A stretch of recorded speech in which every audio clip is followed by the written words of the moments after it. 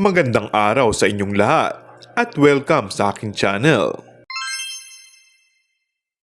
Maraming babalang ibinigay sa mga sikat na personalidad.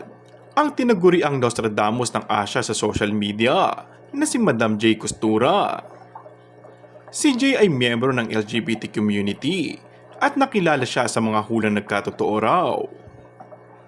Ito ang ikinuwento ni J sa content creator at talent manager na si OG Diaz sa kanyang vlog na OG Diaz Inspires.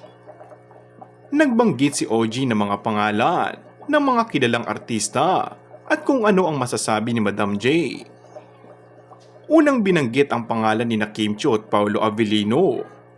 Sina Kim at Paolo based sa nararamdaman ko ay maganda ang tandem nila.